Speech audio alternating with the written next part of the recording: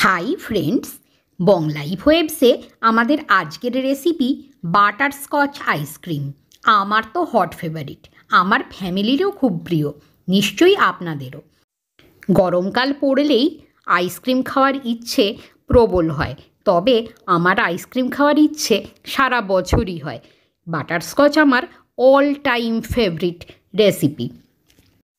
কোনো রকম ক্রিম কিন্তু এতে আমরা ইউজ করিনি, এবং প্রথম ধাপ হচ্ছে বাটারস্কচ ক্রাঞ্চ তৈরি করা। মানে বাটারস্কচ আইসক্রিম মুখে দিলে দানা দানা যেটা জিভে পড়ে সেটাকে বলে বাটারস্কচ প্রালেন। সো আমরা ফার্স্ট স্টেপে এসেছি বাটারস্কচ আইসক্রিম বানাবার। একটা চ্যাটালো পাত্রে অয়েল ব্রাশ করে নিচ্ছি। এবারে একটা ননস্টিক কড়াই গ্যাসে বসিয়ে দিয়েছি, দিয়ে দিচ্ছি 6 চামচ চিনি। প্রথমেই বলে রাখি, এতে কিন্তু কোনো রকমে জলের ব্যবহার হবে না। 6 চামচ চিনি দিয়ে দিলাম, দিয়ে চিনিটাকে আমরা নাড়তে থাকছি। ফিরে আসছি আবার কিছুক্ষণ পরে। চিনিটার এখন এই রকম অবস্থা, নাড়াটা কিন্তু থামাবেন না, নাড়তে থাকুন। দেখুন আরও কিছুক্ষণ পরে চিনি থেকে কীরকম নিজে থেকেই রস বেরোচ্ছে। আস্তে আস্তে চিনির কালারটা চেঞ্জ হচ্ছে, নিশ্চয়ই নোটিস করছেন। দেখুন এবারে চিনিটা কিন্তু একেবারে গলতে শুরু করে দিয়েছে, চিনি গুলে প্রায় রেডি হয়ে গেছে। নিয়ে নিচ্ছি 1 প্যাকেট বাদাম। হাতের আন্দাজে কিছু বাদাম এতে দিয়ে দিচ্ছি, খুব বেশি বাদাম দেবেন না, তাহলে ভালো লাগবে না। যে পরিমাণে আমরা দিয়েছি সে পরিমাণে দেবেন। এরপরে এতে দিয়ে দিচ্ছি 1 চা চামচ পরিমাণে বাটারস্কচ আইসক্রিম কিনা, দিয়ে ভালোভাবে নাড়ছি। পুরো ব্যাপারটাই কিন্তু গ্যাসের আঁচ একদম কমিয়ে রাখবেন, এবং বাটার দেওয়ার কিছুক্ষণের মধ্যেই গ্যাস অফ করে দেবেন, তা না হলে জিনিসটা জ্বলে যাবে এবং একেবারেই খেতে ভালো লাগবে না। দেখুন কীরকম অ্যাপিয়ারেন্স এসে গেছে। ব্যাস, এবারে গ্যাসের ফ্লেম অফ করুন। তারপরে সেই চ্যাটালো পাত্র যেটাতে অয়েল ব্রাশ করে রেখেছিলাম তাতে এইটা ঢেলে নিলাম। ঢেলে নিয়ে ভালো করে এটাকে ছড়িয়ে দিলাম, ফ্ল্যাট করতে দিলাম। এইবারে আমরা এটাকে ঠান্ডা করতে দেব। ততক্ষণে আমরা আইসক্রিমের প্রিপারেশান শুরু করছি। ফুল ফ্যাট মিল্ক রেড কাউয়ের নিয়ে নিয়েছি 500 ml। দুধটাকে ভালো করে জাল হতে দিয়েছি। এরপরে দিয়ে দিচ্ছি 4 পিস স্লাইসড ব্রেড। এবারে দুধ আর পাউরুটি ভালো করে ফুটতে দেব। পাউরুটি তো গরম দুধে দিলে নরম হয়ে যায়, সে আপনারা সবাই জানেন। আবার নেড়ে এটাকে দুধের সঙ্গে ভালোভাবে মিশিয়ে দিচ্ছি। এই অবস্থায় আমি দিয়ে দিচ্ছি কিছুটা ফুড কালার। হালকা একটা রং আসে না বাটারস্কচ আইসক্রিমে, যদি এটা স্কিপ করতে চান তবে নিশ্চয়ই করতে পারেন। তবে আমার মনে হয় ফুড কালারটা অল্প করে দিয়েই দিন, পেহলে দর্শনধারী কি না, দেখতে কিন্তু খুব সুন্দর লাগবে। এরপরে দিয়ে দিচ্ছি হাতের আন্দাজে 2 মুঠো চিনি। আপনারা মোটামুটি 1 কাপ চিনি দিতেই পারেন, তবে ওই যে বললাম মিষ্টির টেস্টটা নিজের রুচি অনুযায়ী একবার অবশ্যই জিভে দিয়ে টেস্ট করে দেখবেন কতটা মিষ্টি। বাটারস্কচ আইসক্রিম মিষ্টি তো বটেই, কিন্তু খুব কিরকিরে মিষ্টি যেন না হয়ে যায়, এটা লক্ষ্য রাখবেন। এবারে আমি দিয়ে দিচ্ছি 1 প্যাকেট গুঁড়ো দুধ আমুল স্প্রেড। আপনারা এর পরিমাণটা বাড়াতেও পারেন, বাড়ালে খেতে আরোই ভালো লাগবে। দেখুন ভালোভাবে কি সুন্দর ফুটে গেছে এবং ভলিউমটাও অনেক কমে এসেছে। এবারে আমরা চলে যাই যে বাটারস্কচ ক্রাঞ্চ বানাচ্ছিলাম সেখানে। দেখুন কি সুন্দর পাটালির মতো জমাট বেঁধে গেছে। চামচের পিছনে করে খুঁচিয়ে খুঁচিয়ে এগুলোকে তুলে নিচ্ছি। এরপরে কি করব, এগুলোকে ছোট ছোট টুকরো করে ভেঙে নেব। এগুলোকে ছোট ছোট টুকরো করে নেওয়ার পরে একটা জিপড পাউচে ভরে ফেলুন। আমরা নর্মাল প্লাস্টিকই ইউজ করেছি নতুন, আপনারা যেটা ইচ্ছা করতে পারেন। তবে হ্যাঁ, দেখতে পেলে ভালো হয় বাইরে থেকে যে ভিতরে কি হচ্ছে। কেন দেখুন, লক্ষ্য করুন, বুঝতে পারবেন। দেখুন একটা প্লাস্টিকের মধ্যে আমরা এই ছোট ছোট টুকরোগুলোকে ঢুকিয়ে দিচ্ছি, ভালো করে যত টুকরো আছে সব ঢুকিয়ে দিচ্ছি।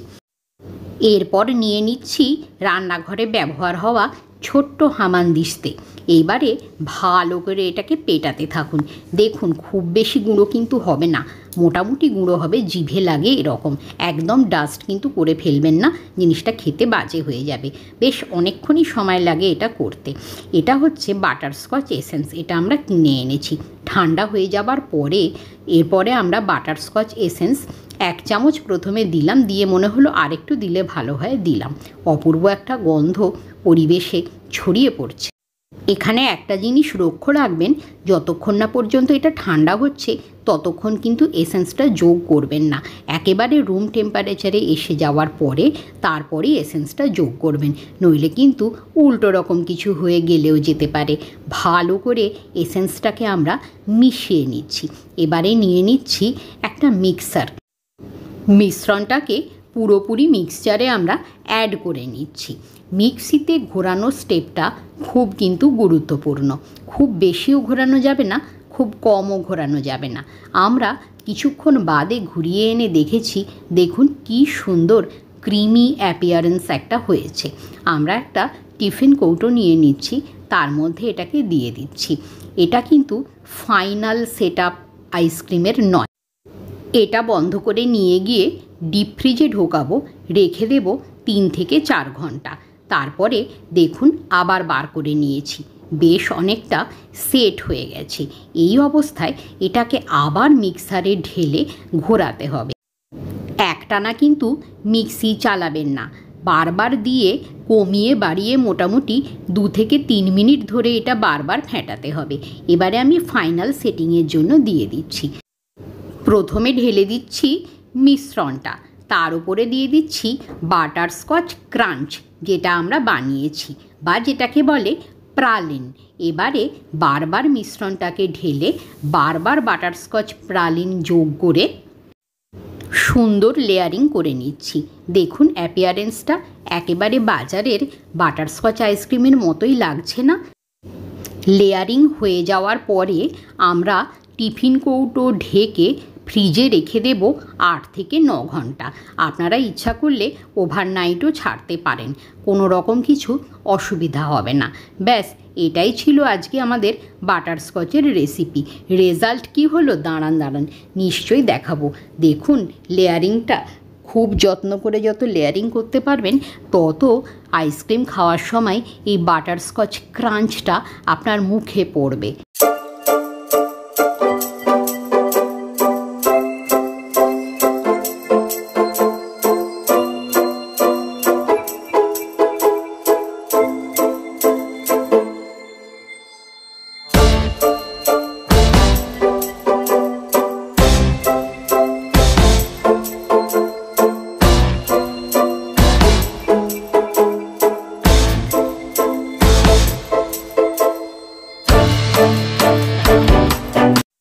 ফিরে এসছি প্রায় 8-9 ঘন্টা পরে। দেখুন এটা আমাদের বাটারস্কচ আইসক্রিমের ফাইনাল অ্যাপিয়ারেন্স। দেখেই জিভে জল আসছে না? খুব সুন্দর খেতে লাগে কিন্তু, সে আমি বাজি ধরে বলতে পারি। তাহলে কি করবেন ভাবছেন?